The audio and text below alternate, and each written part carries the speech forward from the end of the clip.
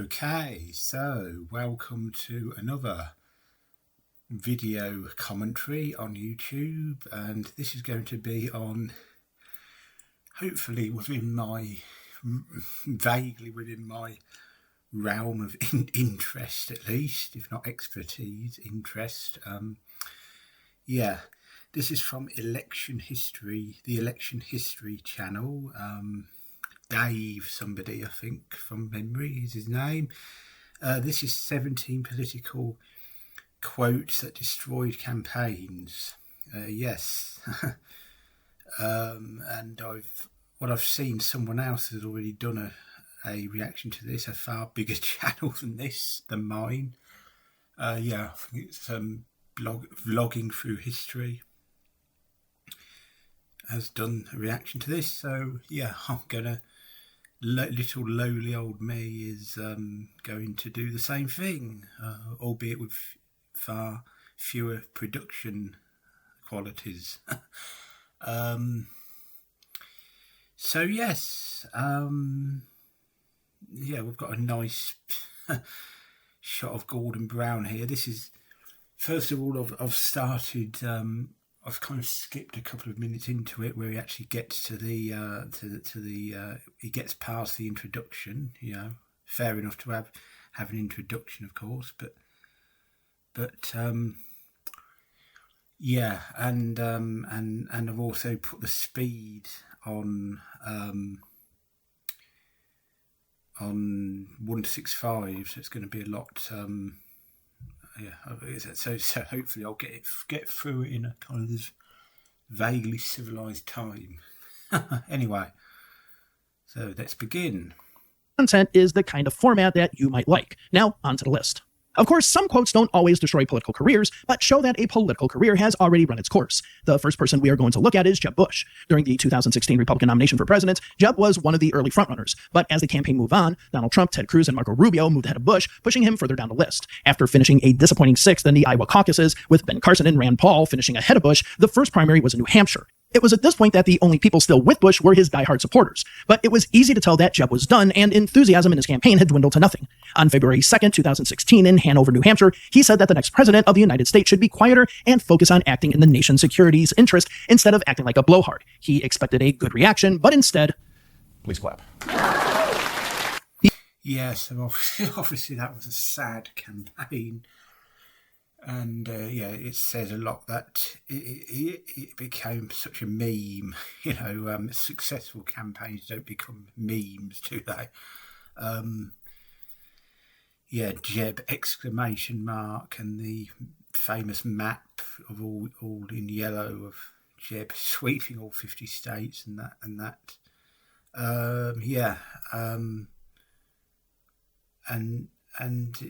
He kind of fitted into that he wanted to fit into that category of the next in line. Obviously Mitt Romney was kind of that as the previous runner-up, and obviously his brother W was the son of H.W. Bush. Yeah, and obviously Nixon and Reagan and whatnot all fitted into those categories. So yeah, he didn't. I mean, the feeling was in like early 2015 or so that Jeb would be the nominee. They would eventually rally around him as the nominee in the same way they did all those other guys. But times had changed. I think by 2015, no one realised it, or few people realised it. I actually saw. I saw a video yesterday of a Bill Kristol lecture of some kind, where he goes on about how in 2020, basically for the last 20 years before 2015, the establishment had gotten their way in terms of candidates and in terms of policy and everything else, really. And they actually saw a Clinton versus Bush. They generally saw a Clinton versus Bush race as within both the establishments within both parties saw it as something that would be genuinely exciting to people. You know, another Clinton Bush race. Yeah, that just showed how out of touch they were. And yeah, it turned out to be Donald Trump and Bernie Sanders as a stronger candidate, at least on the Democratic side. So, yeah, that's quite funny, really. You know, yeah. Yeah, that showed how desperate Bush actually was. He finished a distant fourth in New Hampshire and dropped out of the race on February 20th. Since then, he's been absolutely absent from the political scene, and if you want to watch a detailed video about Jeb's first run for public office, you can check out this video here. Yes, I know that I'm starting to sound like Elizabeth Warren saying that I have a video for that, but a lot of times I do. Let's stay. Yeah, I just say, I don't think he has popped up a couple of times saying, did he say that he was praying for Trump or something in an interview? I think that, yeah, that's possibly like the only time he's commented on. Oh, he's popped up over the Iran thing, how he approved of Trump's plans for Iran or something, I think, as you would expect, you know, from the neocon wing of the party.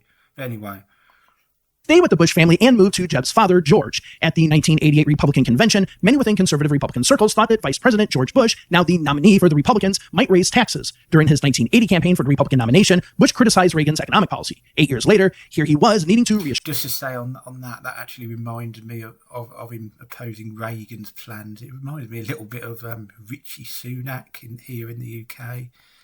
When he was running against Liz Truss for the Tory leadership in 2022, Liz Truss had a very kind of Ronald Reagan style cut taxes, but don't necessarily cut spending at the same time, kind of generate growth. And Sunak, it turned out to be quite justified. Actually, he said, "No, this won't work. This will cause problems." And yeah, Liz Truss was out within a few days, basically. So yeah, assure conservatives that he was on board. At the convention, Bush famously said, "But I will, and the Congress will push me to raise taxes, and I'll say no, and they'll push, and I'll say no, and they'll push again, and I'll say to them, read my lips, no new taxes." He sounds far better speeded up, actually, Bush, doesn't he?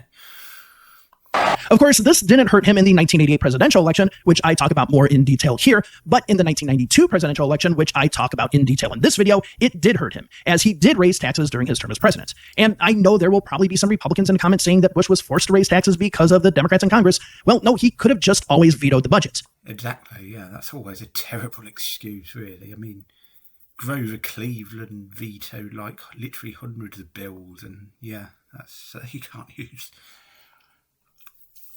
And there's also this whole issue of executive orders these days, that they've got that power as well. You know, you can't just blame everything on Congress these days, can you? Anyway, the Clinton campaign pounced on it, and his read my lips promise.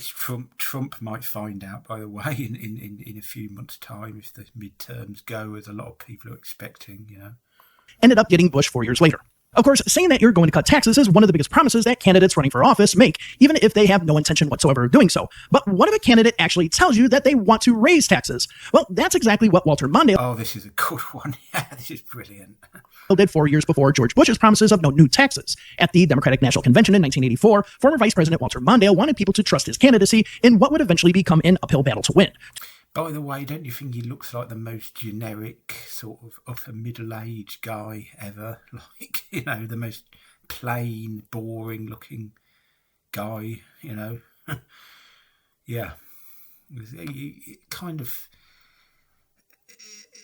I'd say of there were three almost complete wipeout losses between 64 and 84, Goldwater, McGovern and Mondale.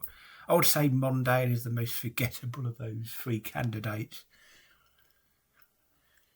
Partly because that he didn't really stand for clear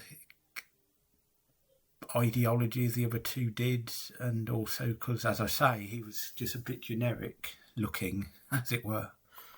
To show his honesty, Mondale said, "Mr. Reagan will raise taxes, and so will I. He won't tell you. I just did." Yes, promising to raise taxes isn't exactly the best campaign strategy, and Mondale would go on to lose 49 states in that presidential election. Should have done better, though. I think he should have. I'm not sure Geraldine Ferraro is the best running mate. I think if you'd picked John Glenn or Gary Hart, well, John Glenn actually, Gary Hart was sort of scandal prone, but yeah, John Glenn, let's say, would have won a couple more states at least, I think. But Mondale wasn't the only Democratic presidential candidate who was a little bit too truthful when it came to their public statements. So was Kamala Harris. After vice president, while there seems to be a lot of vice presidents More very contemporary stuff here now. on this list. Anyway, after Vice President Harris was selected as the Democratic nominee, because let's be honest, all of the delegates were Biden delegates and simply rubber stamped Harris as the nominee once Biden dropped out of the race. Anyway, while Biden's horrible debate performance was a contributing factor for him dropping out, so was the fact that inflation was high. I still can't believe that, by the way. I can't believe that there was nothing, that they allowed him to get on the stage in that state, really. Biden, that is. Yeah, Biden. And people were feeling the squeeze on everything that they bought. Still, the Democrats were oblivious to the plight of the average American. And while Harris and her vice presidential candidate, Tim Walz, both acknowledged the economic problems that hit Americans, they had no solutions. People didn't want to continue Biden's policy. However, when she appeared on The View on October 8, 2024, she was asked the following. Would you have done something differently than President Biden during the past 4 years? There is not a thing that comes to mind in terms of, and I've been a part of most of the decisions that have had impact. Yeah, that the theory that I saw recently about that was that Biden was threatening to sabotage her campaign. I don't know how he could have done that though. I guess stuff to do. Maybe he knew stuff about her past as in California, or when she was bored, whatever it was called, something or other, wasn't it? Yeah. Voters wanted change, and this wasn't the answer they were looking for. From this point forward, Harris's numbers plummeted, and she lost the presidential She basically sabotaged herself. It didn't need Biden to do it, did it? election, being only the second Democrat to lose the popular vote since 1992. Sometimes a political quote doesn't destroy a campaign, nor does it even show desperation. Oh, Australia. Sorry, that's how you say it, isn't it? Yeah. Sometimes a politician says a quote because they know that they are quite confident, rubbing it into their opponents. This was the case in the early 1990s with Australian Prime Minister Paul Keating. After leadership's one of probably the best, everyone goes on about Tony Blair and Bill Clinton as being witty, charismatic figures, but, I think Paul Keating of sort of the Anglospheric third way leaders of around that time, he was head and shoulders above them. It's only a shame that he wasn't, I guess, leader of a more significant country, politically, that is. Yeah. Spill that saw Bob Hawke out and Paul Keating in, many pundits assumed that the Labour Party was done for. However, the Liberal Party, now under the leadership of John Hewson, introduced a plan called Fight Back, which was a mixture of spending cuts and tax cuts for businesses, but also instituted a goods and services tax of 15%. All Hewson had to do was to see how promising to raise taxes helped Walter Mondale. Anyway, Keating knew that this was an unpopular policy, and instead of talking about his own economic plan, he constantly just let the Liberals continue to... He was sort of a creature of the sort of intellectual, almost technocratic... new right of the in Britain. It was the what was it called, the Freedom Association or something. They were sort of behind Thatcher, but Thatcher was at least obviously a talented politician, a sort of big personality and all that. People like Hewson weren't. Defend Fight Back, which started chipping away at support for Liberals. During a sitting of the Australian House of Representatives, Hewson attacked Keating for not wanting to talk about the Liberals' Fight Back policy. After Hewson's question, If you are so confident about your view of Fight Back, why won't you call an early election? As an example of what I mean about Keating, by the way.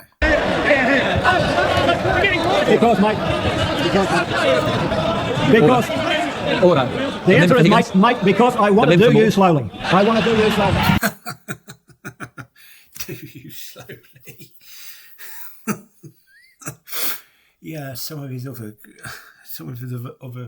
put downs include saying that Peter Costello, the former treasurer or future treasurer from this point, was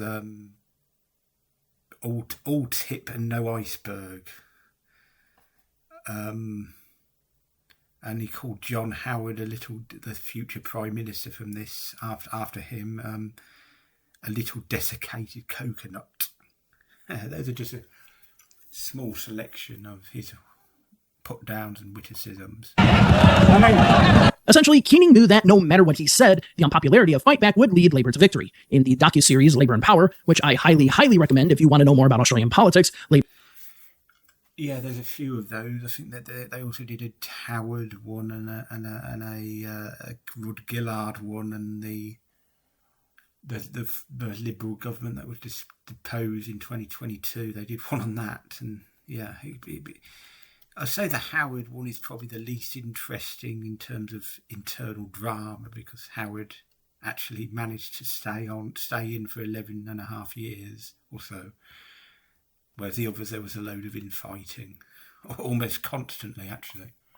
Labour Senator Reg Withers said that Fightback was what killed the Liberals in the 1993 election. Labour scored the upset victory, with Keating living to fight another day as Prime Minister. Sometimes releasing a 650-page economic policy like Fightback might not be the best decision, especially when the results will be met with criticism. But that's still better than not knowing your own policy at all. In 2011, Texas Governor Rick Perry announced that he was seeking the Republican nomination for president. Early on, Yeah, I mean, this is an example of a guy who looked the part, and that's about it, shall we say. I mean, that was a very a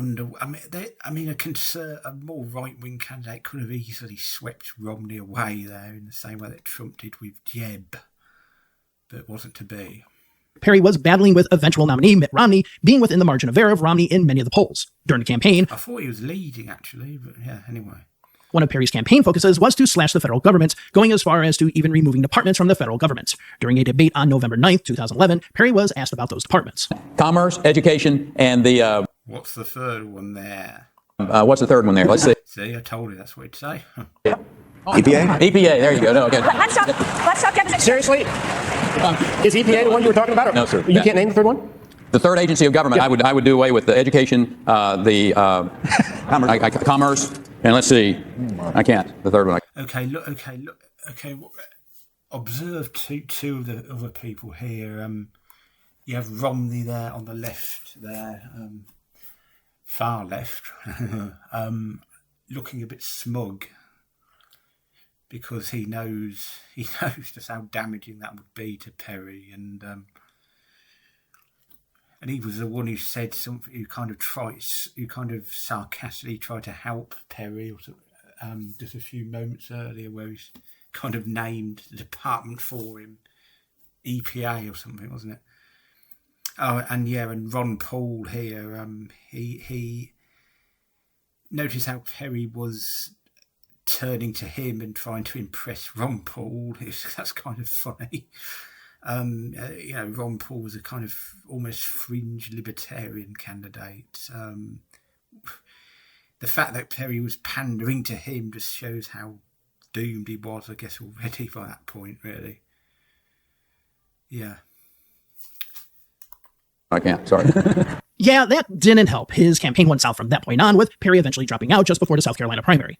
Of course, not knowing what you want to do as president while running for president with all of the nation's cameras pointing at... This is one of those... I think he did a video on this. It's basically... This is kind of mythologized to a large extent, this incident. You isn't great, but sometimes people just scream on stage. Yes, you know where I'm going with this, and yes, I've already made a video about Howard Dean's political... Yeah, there you are, like I said. Career, so check that out. Going into the 2004 Democratic primary season, Howard Dean was the frontrunner in most of the polls, but in the weeks before the Iowa caucuses, Dean dropped from being a strong first to falling to third, with both John Kerry, who we will be talking about soon, and John Edwards moving ahead. Yeah, I mean, just to say that whole Dean being in the lead thing, the sort of left wing of the Democratic Party are far. They need to work out how to competently put the nomination away when the voting starts. Obviously, sort of to a certain extent, Jesse Jackson looked like he was going to, at certain points, I think in '88, it looked like he might win the nomination, but he couldn't put it away.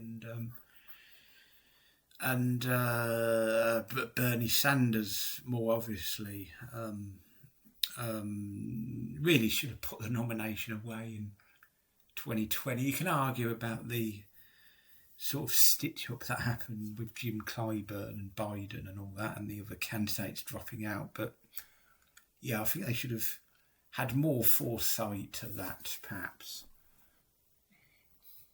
I mean, it kind of annoyed me as much as anyone else, but Dean. And honestly, Dean didn't really do anything to actually lose support. It was just that voters had a change of heart. Still, after Dean finished third in the Iowa caucuses, he was advised by his campaign manager, Ted Kennedy campaign flunky. I mean, his campaign was basically over there and then, really, wasn't it? Finishing third in Iowa, which is sort of state that's sympathetic to outsiders and such like, and yeah. Joe Trippi, as well as Senator Tom Harkin, to go out there and give them. Yeah, and he had the support of Tom Harkin, the then senior senator. That's pretty bad that he still managed to lose. Or junior senator, actually. I think Grassley was the senior senator. But anyway. Them hell. Now, personally, I think the actual scream gets more attention than it deserves, because it was just more than the scream. Honestly, yeah, exactly, yeah. The whole thing looked absolutely unhinged. So here's the clip. Not only are we going to New Hampshire, Tom Harkin, we're going to South Carolina and Oklahoma and Arizona and North Dakota and New Mexico. We're going to California and Texas and New York. And we're going to South Dakota and Oregon and Washington and Michigan. And then we're going to Washington, D.C. to take back the White House. Yeah! Kind of impressive that he didn't, through all those lists of states, he didn't manage to repeat the same state. I might have done that in that situation. Yeah, that didn't look good. The only primary that Dean would win was the Vermont primary, and that was months after he had already dropped out of the race. But it is true that being emotional can lead to your emotions getting the best of you and saying something that you might regret being caught on camera. That can be said for our next politician, George Allen. Allen was in a tough re-election bid against former Secretary of the Navy, Jim Webb. One of the things that Webb's campaign... Oh, yeah, this was actually a huge Senate race. It basically decided the Senate that year. ...did was to have campaign staffers follow Allen's campaign and record every one of his public appearances. One of those who followed Allen was S.R. Siddharth, an American citizen who was born in the United States, but of Indian descent. He had attended a number of Allen's events and eventually became a familiar face to Senator Allen. On August 11, 2006, at Breaks Interstate Park in rural Southwest Virginia, Allen finally snapped. This fellow here over here with the yellow shirt, Macaca, or whatever his name is, he's with my opponent. He's following us around everywhere. And it's just great. We're going to places all over Virginia. And he's having it on film, and it's great to have you here. You show it to your opponent because he's never been there and probably will never come. So it's good for you in the real world. Rather than living inside the Beltway, his opponent actually right now is with a bunch of Hollywood movie moguls. We care about fact, not fiction. So welcome. Let's give a welcome to Macaca here. Welcome to America and the real world. He said it like twice, for goodness sake. Oh dear. He was actually going to be... He was talked of as being the Republican nominee in 2008 for president. Yeah, this kind of ended his entire career, really. He tried to come back in 2012 to the Senate, but yeah, that failed. Virginia. Not only did Allen use a racial slur, with macaca being closely the same as monkey in French, but also implied that Siddharth wasn't American, which he absolutely was. At the time, Allen was leading in every poll, sometimes outside the margin of error. But after this incident, which was plastered all over television and the internet, the race got closer. Webb would go on to win the election by less than 0.5%. Another person who might... Webb also ran for president later. Didn't do very well, by the way, yeah. Has said something that he wished he could take back was Gary Hart, former senator of Colorado who was making his second run for the presidency in 1988. Hart, along with New York Governor Mario Cuomo, were considered the frontrunners for the Democratic nomination. But once Cuomo decided that he looks like a Kennedy sort of someone almost playing a Kennedy-esque president in fiction, doesn't he? Wasn't going to run for the nomination, Hart was the clear frontrunner. But even with this being the case, it was known in Washington circles that Hart was probably a less than faithful husband and had numerous affairs. In an interview that Gary Hart conducted with E.J. Dionne, which was published on May 2nd... Yeah, keeping that Kennedy theme going, the whole unfaithful husband thing. 1987, Dionne asked Hart if he was having an affair. Hart denied it, saying, quote, "Follow me around, I don't care, I'm serious. If anybody wants to put a tail on me, go ahead, I'd be very bored." End of quote. Well, someone did put a tail on him and investigated his past. On the same day that the New York Times published their article, the Miami Herald published an expose on Hart, which said, quote, "Gary Hart, the Democratic presidential candidate who has dismissed allegations of womanizing, spent Friday night and most of Saturday in his Capitol Hill townhouse with a young woman who flew from Miami to meet him. Hart denied any impropriety." End of quote. A few days later, the Herald reported that Donna Rice was the woman who met with Hart, and she denied that there was anything going on between the two. But the media dug deeper and found that the relationship between Hart and Rice had been going on for a while and had met a number of times on a yacht called Monkey Business, which Rice had confirmed. With the mounting pressure against him, he dropped out of the race on May 8th. If there is anything that people remember about the whole Gary Hart incident, it was the picture of Rice sitting on Hart's lap. However, this photo wasn't released until June 2nd, 1987 in the National Enquirer, nearly a month after Hart had already dropped out. So, no, Hart didn't win the Democratic nomination. Yeah, it's kind of, it's not something that would sink a campaign these days, probably, is it? I mean, there was still this great moralising about adultery in the 80s that isn't really there now, is it? But, yeah.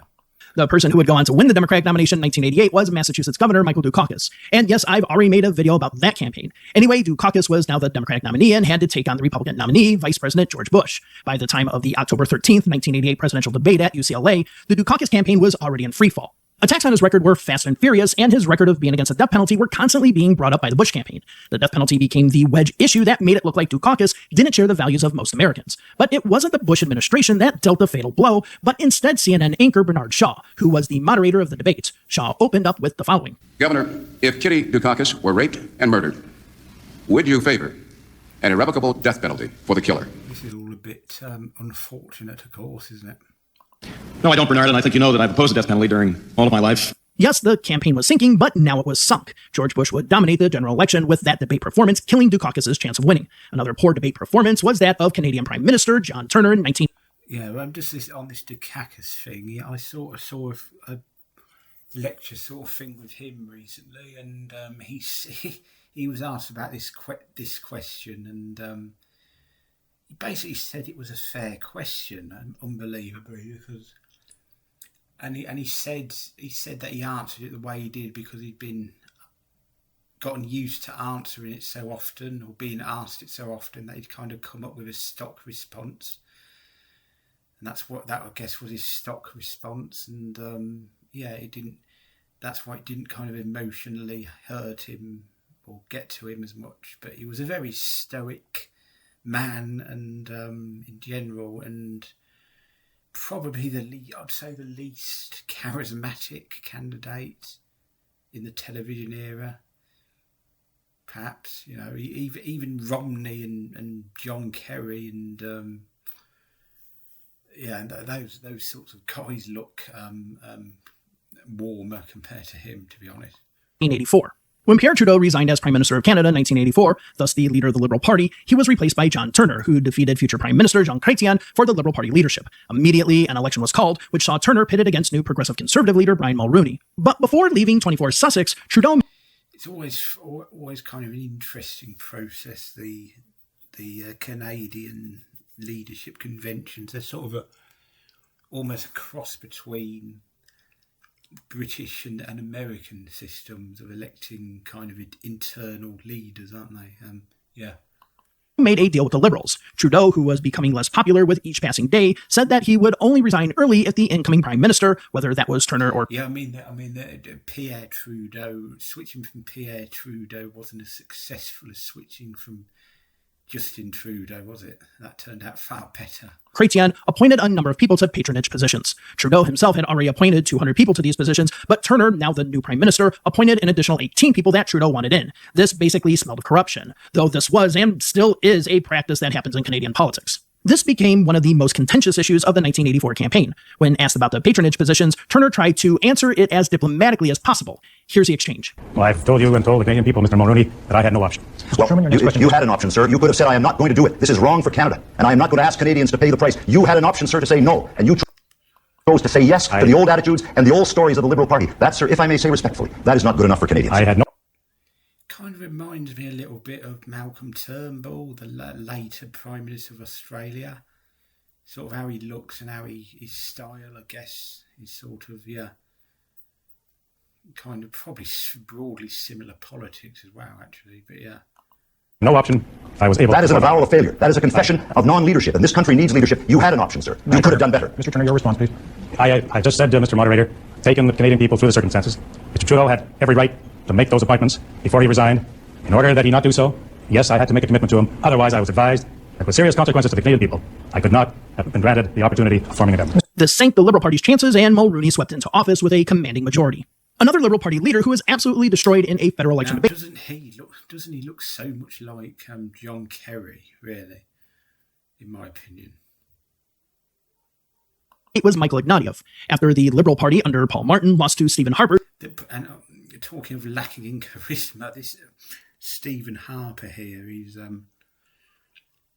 not exactly Gandhi or someone, I mean, just looking at him, I mean, he's definitely the guy back in school who made sure the teacher gave out homework when the teacher had forgotten to give out homework, if you know what I mean. He's just that kind of guy. Ugh. newly merged Conservative Party, which merged the old Progressive Conservatives and Preston Manning's Reform Party, the Liberals went with Stéphane Dion, a political science professor from Quebec. But the Liberals would lose more seats in 2008 and replace Dion with Ignatieff. Political science professors don't strike me as being the most electable of leaders, by the way. Who was also a political science professor and spent much of his life overseas.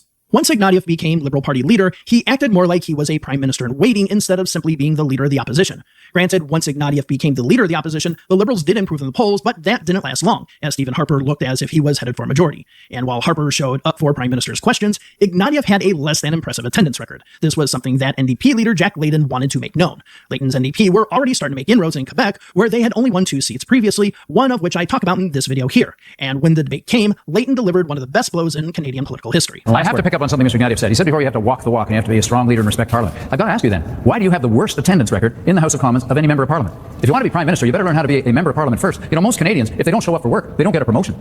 Mr. Layton, I don't surrender to anybody in my respect for the institution of Parliament and my obligation to the people who put me there. So don't give me lessons about respect for democracy. Well, don't give me lessons. Where were you when I was there standing up to Mr. Harper and voting against his policies, and you weren't in the chamber? You missed 70% of the votes. I think we need to understand a little bit more about how our democracy works. That's my only point. Within days of that debate, the NDP won. That's sort of similar to Dick Cheney and John Edwards, by the way, in 2004. Dick Cheney made a similar point to John Edwards about his attendance in the Senate. That's pretty devastating put down, actually. From being a distant third to being tied with the Liberals. A few weeks later, the NDP would finish second, forming the official opposition. In the province of Quebec, the Liberals were almost wiped out, with one MP, Justin Trudeau, holding on to his Papineau riding. And yes, I will eventually be doing a video about the NDP and Jack Layton. And with that, let's move back stateside to the 1976 presidential election. Oh yeah, I know what this is going to be. Was shaping up to be one of the closest presidential elections in history. The Democrats had nominated Jimmy Carter, the former governor of Georgia and peanut farmer who was basically an unknown. I talk about that nomination campaign in this video. As for Gerald Ford, he had been catapulted to the presidency due to the resignations of Spiro Agnew and Richard Nixon and defeated Ronald Reagan in the Republican primaries, which I talk about in this video. Anyway, this election could have gone either way, and the debates became one of the determining factors to win undecided voters. The first debate was uneventful, with the exception of the debate being stopped for 27 minutes because of audio trouble. But the second debate was about foreign policy, particularly regarding the Cold War. This is where Ford could have stood out, as his foreign policy resume was much more impressive than that of Carter's. In a question about the Helsinki Accords, an agreement that sought to ease tensions between the United States and the Soviet Union, one of the debate moderators, Max Frankel, asked Gerald Ford this. Mr. President, I'd like to explore a little more deeply our relationship with the Russians. They used to brag back in Khrushchev's day that because of their greater patience and because of our greed for business deals, that they would sooner or later get the better of us. Is it possible that despite some setbacks in the Middle East, they've proved their point? Our allies in France and Italy are now flirting with communism. We've recognized a permanent communist regime in East Germany. We've virtually signed in Helsinki an agreement that the Russians have dominance in Eastern Europe. We've bailed out Soviet agriculture with our huge grain sales. We've given them large loans, access to our best technology, and if the Senate hadn't interfered with the Jackson Amendment, maybe you would have given them even larger loans. Is that what you call a two-way street of traffic in Europe? It has been accomplished by the Helsinki Agreement. Number one, we have an agreement where they notify us and we notify them of any military maneuvers that are to be undertaken. They have done it. I mean, he doesn't have the greatest of voices, does he, Ford? It's like oh, rah, rah, rah, rah. It doesn't sound very presidential, to be honest. Yeah. I mean, that matters, as unfair as it might be, that matters in presidential politics, doesn't it? In both cases where they've done so, there is no Soviet domination of Eastern Europe, and there never will be under a Ford administration. I'm sorry, could I just follow? Did I understand you to say, sir, that the Russians are not using Eastern Europe as their own sphere of influence and occupying most of the countries there and making sure with their troops that it's a communist zone, whereas on our side of the line, the Italians and the French are still flirting with... I don't believe, Mr. Frankel, that the Yugoslavians consider themselves dominated by the Soviet Union. I don't believe that the Romanians consider themselves dominated by the Soviet Union. I don't believe that the Poles consider themselves dominated by the Soviet Union. Each of those countries is independent, autonomous. It has its own territorial integrity. And the United States does not concede that those countries are under the domination of the Soviet Union. As a matter of fact, I visited Poland, Yugoslavia, and Romania to make certain that the people of those countries understood that the President of the United States and the people of the United States are dedicated to their independence, their autonomy, and their freedom. Yeah, when you're in a hole, stop digging, I think. This alone was probably enough to tip the election over to Carter, as it indeed ended up being one of the closest elections in recent history. Another election that was expected... Yeah, just on that point about Ford, I read something about how apparently the Polish community was sort of... didn't take too well. You might not expect this, but apparently they didn't take too well to how much the media made of that.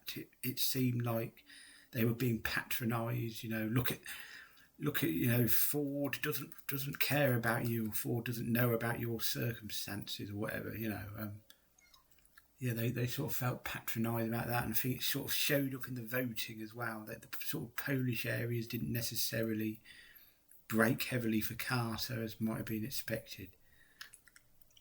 Perhaps actually that's sort of similar to the Puerto Rico incident, joke, whatever you want to call it, in 2024. That didn't have that effect, and that's because of what the media tried to make of it as well. Yeah, just a theory or whatever. To be close was the 2004 presidential election. The Democrats nominated John Kerry, who had an impressive resume, but didn't exactly have the star quality of somebody like Bill Clinton. In fact, Kerry had his Michael Dukakis in the tank moment when he won out windsurfing. Essentially, Kerry's campaign was being compared to Dukakis' campaign, with one PR blunder after another. However, one of the quotes that sank him really wasn't his fault, but taken out of context. In 2003, Kerry supported an $87 billion fund to continue military operations in Iraq and Afghanistan, with part of the condition being that the Bush tax cuts for wealthier Americans would be eliminated. Kerry voted for that version of the bill, but when the final bill didn't remove the tax cuts for the wealthy, Kerry voted against it. When asked in a town hall meeting about this, Kerry explained that he first voted for the bill, but then not the final version. This led Kerry saying that he had voted for the bill before he had voted against it. This led to Kerry saying, quote, "I voted for the bill before I voted against it," end quote. The Bush campaign would take this out of context, only use the "I voted for it before I voted against it" quote, and made it look like Kerry was a flip-flopper. Kerry would go on to lose the election by a larger margin than expected. I tried to find a longer... Was it a larger margin than expected? I'd say he did pretty well, to be honest. I'd say he's a surprisingly good candidate overall. I mean, obviously flawed, but I think, yeah. I mean, basically one state away from winning, Ohio. He would have won. Clip, but I can only find one very low quality clip of this incident on the internet. Sorry about that. Another person who would lose by a large margin 6 years later was U.S. Senate candidate Christine O'Donnell in Delaware. This was a special election to replace This midterm cycle was a fun one. Outgoing Senator Joe Biden, who is now vice president. Initially, the natural successor to Biden was Mike Castle, who served as governor of Delaware as well as the state's sole member of Congress. In fact, the Democrats really didn't even put up a fight, putting up president of the new Castle County Council, Chris Coons, as their candidate. This is basically a seat thrown away if ever there was one. However, 2010 was the Tea Party year, with the Republican candidate who ran against Joe Biden 2 years earlier, Christine O'Donnell, making another run for the seat. In an upset, O'Donnell defeated Castle in the Republican primary and took on Coons in the general election. During the general election, old video clips of her on Politically Incorrect with Bill Maher surfaced, in which she said that she dabbled in witchcraft, which led to Democrats making fun of her being a witch. But instead of brushing it off as nonsense, the O'Donnell campaign decided to run a commercial. I'm not a witch. I'm nothing you've heard. I'm you. None of us are perfect, but none of us can be happy with what we see all around us. Politicians who think spending, trading favors, and backroom deals are the ways to stay in office. I'll go to Washington and do what you do. I'm Christine O'Donnell, and I approve this message. I'm you. Honestly, I thought it was a good commercial. However, the only thing that anyone remembered for the commercial was that O'Donnell was saying that she was not a witch. That was it. O'Donnell would go on to lose Chris Coons by over 16% and has been pretty quiet since. The next quote doesn't come from an election in which... Yeah. I mean, I assume she supported Trump, but yeah. Which a candidate won or lost, but from a referendum. In 1995, Quebec was on the verge of declaring sovereignty, with a referendum being held to determine whether the dream of Quebec's premier, Jacques Parizeau, was going to be realized. Most of the polls in the late stages of the campaign had the yes side winning. A yes win was so likely that the Canadian government was moving military assets out of Quebec in case the referendum passed. And for Parizeau, he intended on immediately going to Quebec's National Assembly to pass a resolution declaring Quebec's sovereignty without the consent of Canada. But in the end, the referendum lost by a very small margin, thus ending Parizeau's dream. If you want to watch a great documentary on this, check out The Breaking Point, which was done by the CBC. Anyway, after the defeat, two of the main people on the yes side, Mario Dumont and Lucien Bouchard, gave thoughtful concession speeches. But for Parizeau, he gave a more, let's say, impassioned speech than the others, saying, Mes amis, c'est raté, mais pas de beaucoup. Non, puis c'est réussi. C'est réussi sur un plan. On est... Hey, si vous voulez, on va cesser de parler des francophones du Québec, voulez-vous? On va parler de nous à 60%. On a voté pour. Yeah, I mean, that he shouldn't go down that road, should you? I mean, Alex Salmond could have gone down that road in 2014 in Scotland, but he didn't. So, yeah. C'est vrai qu'on a été battu. Au fond, par quoi? Par l'argent et des votes ethniques, essentiellement.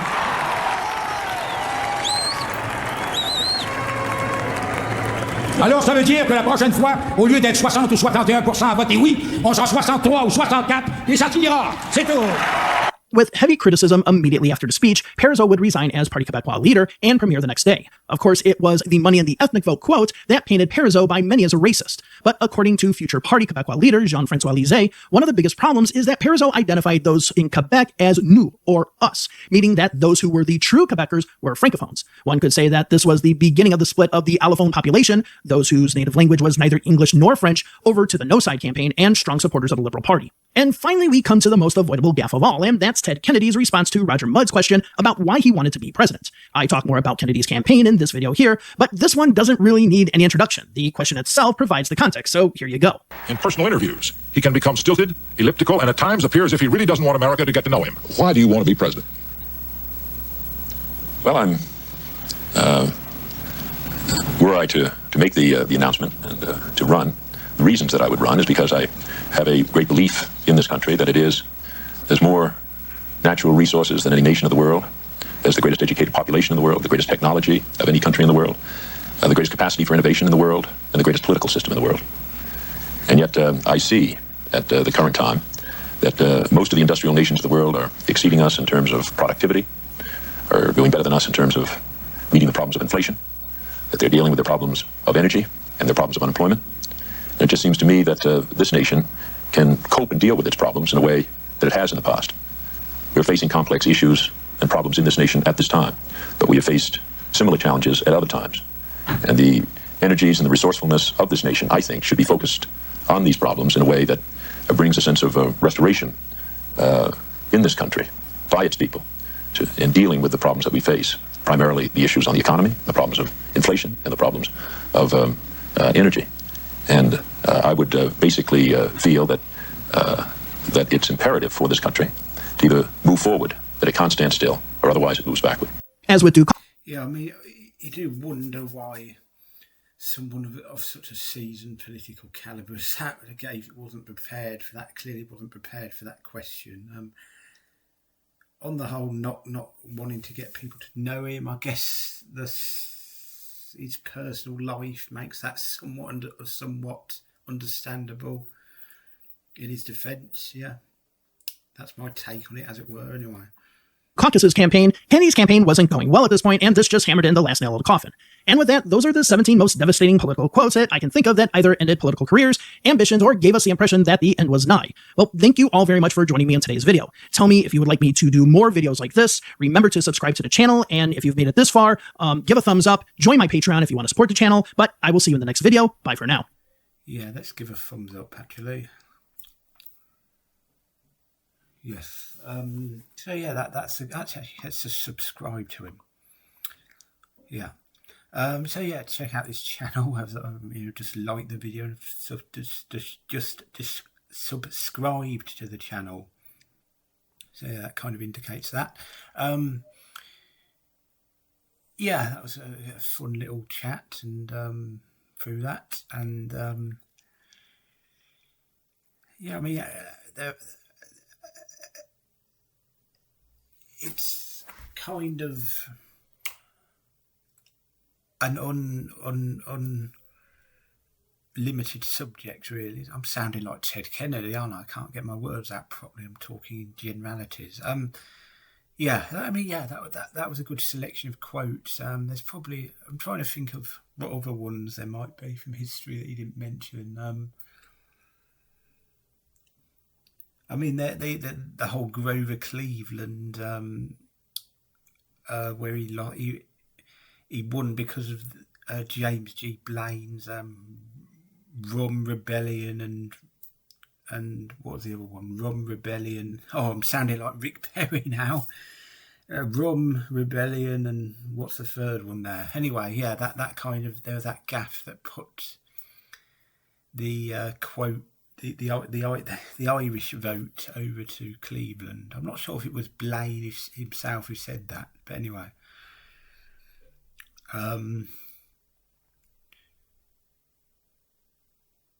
Yeah, can't think of others off the top of my head.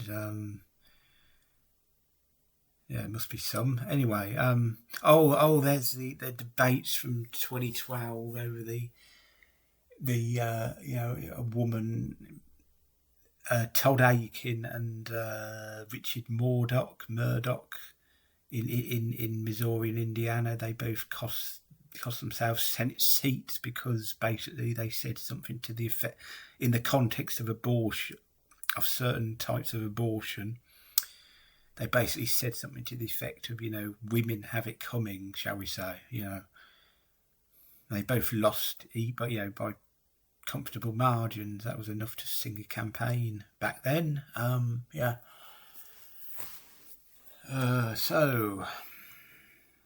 That's about it for this, I think. Yes, how many minutes? Yeah, over 45 minutes. So yeah, that is it. That's been enjoyable, as I say, I think. Hopefully enjoyable for anyone who might be watching as well. So yes, thanks for watching it. Thank you.